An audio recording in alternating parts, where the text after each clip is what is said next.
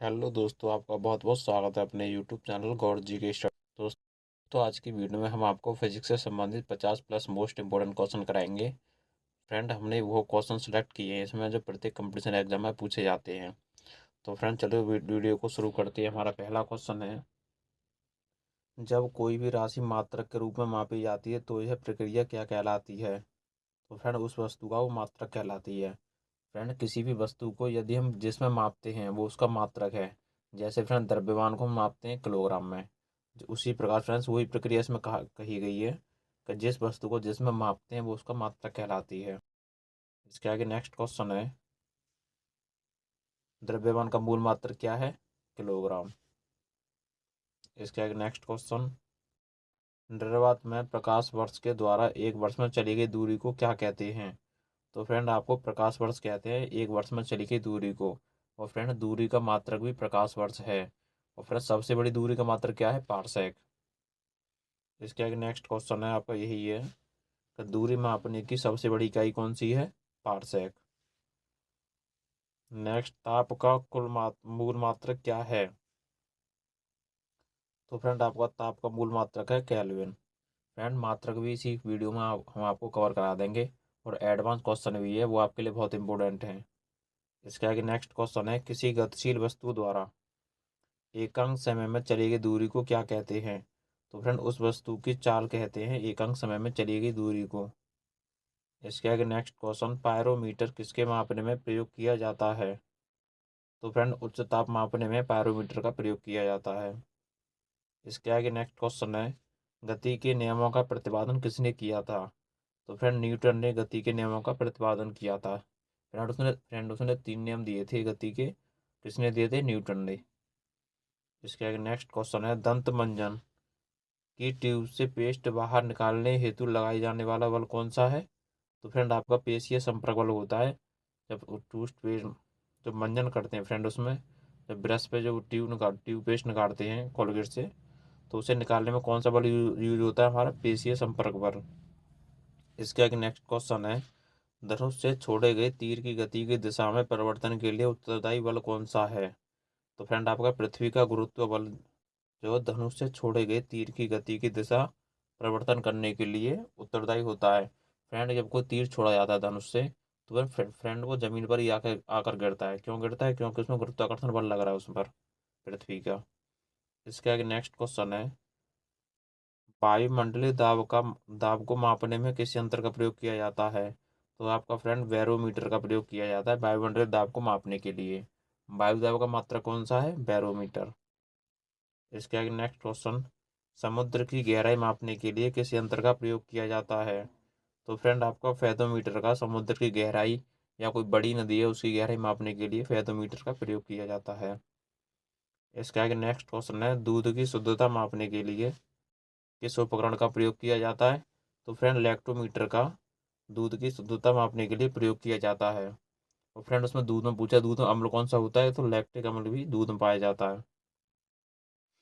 इसके आगे next question है, चलती हुई बस से उतरने वाला व्यक्ति आगे की ओर क्यों गिर पड़ता है या क्यों झुक जाता है? तो इसका आंसर है गति के जड़त्व के कारण। और फ्रेंड्स, ये गति का पहला नियम है। 3 नियम दिए थे न्यूटन ने, पहला, दूसरा, तीसरा। और फ्रेंड, ये पहला ही नियम है गति के जड़त्व का नियम। इसी के द्वारा फ्रेंड, ट्रेन से चलने उतरने वाला व्यक्ति जब ट्रेन चल रही हो या बस चल रही हो, तो फ्रेंड आगे की ओर व्यक्ति जाता है जड़त्व के कारण। इसका नाम किसने दिए थे? न्यूटन ने दिए थे। इसका नेक्स्ट है, बांध के नीचे की दीवार मोटी क्यों बनाई जाती है? फ्रेंड, आपने ज़्यादातर देखे होंगे बांध जो होते हैं नीचे से मोटर, ऊपर पतली पतली दीवार होती जाती हैं उसकी। क्यों होती है उसे इसे भी हम आपको समझा रहे हैं इसमें। तो फ्रेंड, उसमें गहराई बढ़ने के साथ द्रव का दाब भी बढ़ता है। फ्रेंड, जैसे जैसे द्रव की गहराई बढ़ेगी उसी के हिसाब से उसका दाब भी बढ़ता है। इसीलिए बांध के नीचे की दीवार मोटी बनाई जाती है। इसके आगे नेक्स्ट क्वेश्चन है, पहाड़ों पर कभी कभी व्यक्तियों के नाक व मुंह में खून निकलने लगता है, क्योंकि फ्रेंड जैसे जैसे हम ऊपर की ओर जाएंगे, पहाड़ों की तरफ ऊपर चढ़ते हैं फ्रेंड, तो हमारे नाक व मुंह से खून निकलने लगता है। क्यों निकलने लगता है? क्योंकि फ्रेंड वहाँ पर ऊंचाई बढ़ने के साथ वायुमंडलीय दाब घटता है। फ्रेंड, वायुमंडल जहाँ बराबर रहेगा वहीं जीवन संभव है। क्योंकि वायुमंडलीय दाब घटेगा फ्रेंड, तो हमारे हमें परेशानी आएगी। परेशानी क्या आती है फ्रेंड? नाक व मुंह से खून निकलने लगता है। इसके आगे नेक्स्ट क्वेश्चन है, जब माइक्रोफोन के सम्मुख बोला जाता है तब कौन सी ऊर्जा किस रूप में परिवर्तित होती है? तो फ्रेंड आपकी ध्वनि ऊर्जा विद्युत ऊर्जा में परिवर्तित होती है। फ्रेंड माइक्रोफोन का हम यूज करते हैं। माइक्रोफोन क्या है? जैसे फोन कोई माइक होता है, उसके आगे हम बोल रहे हैं, तो फ्रेंड आपकी जैसे हम बोल रहे हैं वो उसकी ध्वनि है, उसको कन्वर्ट करके सुना रहा है, वो विद्युत ऊर्जा में कन्वर्ट करके सुना रहा है। फ्रेंड ध्वनि ऊर्जा को विद्युत ऊर्जा में भी माइक्रोफोन द्वारा ही बदला जाता है। इसका एक नेक्स्ट क्वेश्चन है, विद्युत सेल द्वारा ऊर्जा का रूपांतरण होता है। जो फ्रेंड घरों में जो बैटरी लगी होती हैं वो रासायनिक ऊर्जा को विद्युत ऊर्जा में परिवर्तन करती हैं। विद्युत सेल के अंदर एक रासायनिक ऊर्जा होती है, उसमें एक अम्ल भरा होता है, H2SO4 का प्रयोग करते हैं हम विद्युत सेल में। फ्रेंड वो रासायनिक ऊर्जा को विद्युत ऊर्जा में परिवर्तन करके बाहर निकालता है विद्युत सेल। इसके आगे नेक्स्ट क्वेश्चन है, भारत का पवन ऊर्जा द्वारा विद्युत उत्पादन करने वाले देशों में कौन सा स्थान है? तो फ्रेंड चौथा स्थान है भारत का पवन ऊर्जा विद्युत ऊर्जा उत्पादन करना में उत्पन्न करने में। इसके आगे नेक्स्ट क्वेश्चन है, सीढ़ी पर चढ़ने में अधिक ऊर्जा क्यों खर्च होती है? फ्रेंड जैसे हम सीढ़ी पर चढ़ते हैं छत की ओर, तो हमें ऊर्जा लगानी होती है। तो वो ऊर्जा क्यों लगानी होती है? क्योंकि वहाँ फ्रेंड गुरुत्वाकर्षण, पृथ्वी का जो गुरुत्वाकर्षण बल है इसके अपोजिट काम हो रहा है। गुरुत्वाकर्षण का बल फ्रेंड पृथ्वी की अपनी ओर आकर्षित करती है, वो गुरुत्वाकर्षण बल होता है। उसके विपरीत काम करेंगे तो उसमें अधिक ऊर्जा की हमें आवश्यकता होगी या खर्च होगी। इसके आगे नेक्स्ट क्वेश्चन है, ध्वनि की तीव्रता नापने में किसका प्रयोग किया जाता है? तो फ्रेंड ध्वनि की तीव्रता नापने में डेसिबल का प्रयोग किया जाता है। एक फ्रेंड आपका यहाँ इंपॉर्टेंट क्वेश्चन बताएंगे हम आपको। जैसे हम आपस में बातचीत करते हैं तो फ्रेंड वो 50 से 60 डेसिबल हमारा ध्वनि होती है। ध्वनि को हम डेसिबल में नापते हैं। ध्वनि का मात्रा क्या है? डेसिबल। तो ये भी आपको याद रखना है। इसके आगे नेक्स्ट क्वेश्चन है, मात्रकों की अंतर्राष्ट्रीय पद्धति कब से लागू हुई? ये जो फ्रेंड मात्रक है, द्रव्यमान का किलोग्राम, ध्वनि का डेसिबल, लेंस का डायोप्टर, ये जो हमारी मात्रक हैं फ्रेंड, इसकी एक पद्धति है CGS पद्धति। ये कब से लागू होती है? 1971 ईस्वी से लागू होती है। इसे पूछ लिया जाता है फ्रेंड एग्जाम में, कब से लागू हुई? 1971 से। इसके आगे नेक्स्ट क्वेश्चन है, एम्पियर क्या नापने के लिए प्रयोग किया जाता है? तो फ्रेंड विद्युत धारा मापने के लिए एम्पियर का प्रयोग किया जाता है। इसके आगे नेक्स्ट क्वेश्चन है, खाद्य ऊर्जा को हम किस इकाई में मापते हैं? तो फ्रेंड उसे कैलोरी में मापते हैं खाद्य ऊर्जा को। इसके आगे आगे क्वेश्चन देख लेते हैं। इसके आगे नेक्स्ट क्वेश्चन, लेंस की क्षमता का मात्रक क्या है? डेसिबल। इसके आगे नेक्स्ट क्वेश्चन, कार्य का मात्रक क्या है? तो फ्रेंड कार्य का मात्रक है जूल। नेक्स्ट दाब का मात्रक क्या है? पास्कल। एक फ्रेंड होता है वायुमंडलीय दाब। वायुमंडलीय दाब का मात्रक होता है बैरोमीटर, लेकिन यहाँ पूछा दाब का मात्रक क्या है? तो पास्कल। और पारचक होता है, एक पारचक होता है फ्रेंड, वो दूरी का मात्रक होता है। नेक्स्ट, एंगस्ट्रम क्या मापने की इकाई है? तो फ्रेंड तरंग दैर्ध्य मापने के लिए एंगस्ट्रम का प्रयोग किया जाता है। इसके आगे नेक्स्ट क्वेश्चन, इसने न्यूटन से पूर्व ही बता दिया था कि सभी वस्तुएं पृथ्वी की ओर आकर्षित होती हैं, गुरुत्वाकर्षित होती हैं। तो फ्रेंड ब्रह्मगुप्त ने हमें न्यूटन से पहले ही बता दिया था कि पृथ्वी में एक गुरुत्वाकर्षण बल है जिसके कारण वो अपनी ओर आकर्षित करती है वस्तुओं को। इसके आगे नेक्स्ट क्वेश्चन है, वेग, संवेग और कोणीय वेग कैसी राशि है? तो फ्रेंड सदिश राशि हैं। फ्रेंड जिस राशि में दिशा और वेग की आवश्यकता होती है, दिशा या दूरी बताती है, वो हमारी फ्रेंड सदिश राशि होती है। जिसे दिशा की दशा दूरी बताती है उसे सदिश राशि होती है, जो नहीं बताती है वो अदिश राशि होती है। इसके आगे नेक्स्ट क्वेश्चन, न्यूटन के पहले नियम को क्या कहते हैं? तो फ्रेंड न्यूटन के पहले नियम को कहते हैं जड़त्व का नियम। इसका ऊपर ऊपर हमने एक यूज बताया था फ्रेंड, बस या ट्रेन से जैसे चलती हुई धीरे धीरे चलती है बस या ट्रेन, उससे उतरने वाला व्यक्ति आगे की ओर चलता है, ढकलता है, या कह सकते हैं आगे की ओर खिसकता है। तो फ्रेंड जड़त्व का पहला नियम काम करता है, न्यूटन का गति का पहला नियम। गति का नियम दिए थे न्यूटन ने, और यहाँ होता है जड़त्व का नियम। इसके कारण व्यक्ति आगे की ओर जाता है। इसके आगे, वायुमंडल में बादलों का तैरने का कारण क्या है? फ्रेंड जैसे कि आप वायुमंडल में देखते हैं बादल सफेद से ऊपर तैरते हैं, वो फ्रेंड घनत्व के कारण तैरते हैं, क्योंकि उनका घनत्व कम होता है, उसमें पानी नहीं होता है नॉर्मली, आपको बताएं तो वो घनत्व के कारण ही ऊपर तैरते हैं। इसके आगे नेक्स्ट क्वेश्चन, समुद्र में बर्फ तैरने पर समुद्र की सतह से ऊपर रहता है कितना भाग। फ्रेंड, जैसे समुद्र में कोई बर्फ का टुकड़ा तैर रहा है तो उसका कितना भाग ऊपर रहेगा पानी के ऊपर। तो फ्रेंड 1/10 भाग। 9 भाग फ्रेंड बर्फ का नीचे रहेगा और 1 भाग उसका ऊपर रहेगा। तो इस प्रकार आपका 1/10 भाग ऊपर रहेगा उसका, बर्फ का। इसका एक नेक्स्ट क्वेश्चन। जब कोई नाव नदी से समुद्र में प्रवेश करती है, या तो फ्रेंड कोई नाव हो या कोई जहाज हो, जब वो समुद्र में प्रवेश करती है, कह सकते हैं कम पानी से ज़्यादा पानी में प्रवेश करती है, तो वह अपनी थोड़ी ऊपर की ओर उठ जाती है। नदी में फ्रेंड आपकी थोड़ी नीचे रहेगी और वो समुद्र में जाते ही जैसे उसकी ऊंचाई बढ़ जाएगी, ऊंचाई तो नहीं बढ़ेगी फ्रेंड कह सकते हैं, तो उसका स्तर बढ़ जाएगा। तो इस प्रकार से आपको समझना है इसमें। इसके आगे नेक्स्ट क्वेश्चन। पानी का घनत्व कितनी डिग्री सेल्सियस ताप पर अधिकतम रहता है। तो फ्रेंड आपका 4 डिग्री सेल्सियस ताप पर पानी का घनत्व अधिकतम रहता है। इसके आगे नेक्स्ट क्वेश्चन। बर्नौली की प्रमेय किस पर आधारित है। तो फ्रेंड बर्नौली की प्रमेय ऊर्जा संरक्षण नियम पर आधारित है। ये आपने फ्रेंड फर्स्ट 11th में पढ़ी होगी। बर्नौली की प्रमेय किस पर आधारित है, वही यहाँ क्वेश्चन है। तो ऊर्जा संरक्षण के नियम पर आधारित है बर्नौली की प्रमेय। इसके आगे नेक्स्ट क्वेश्चन है। लोहे की सुई पानी की सतह पर तैरती है, इस परिघटना का क्या कारण है। तो फ्रेंड पृष्ठ तनाव। लोहे की सुई पानी की सतह पर तैरती है, इस परिघटना का कारण है उसका पृष्ठ तनाव। इसके आगे नेक्स्ट क्वेश्चन। जब एक पत्थर को चांद की सतह से पृथ्वी पर लाया जाता है तो उसका फ्रेंड भार तो बदल जाएगा लेकिन द्रव्यमान सेम रहेगा।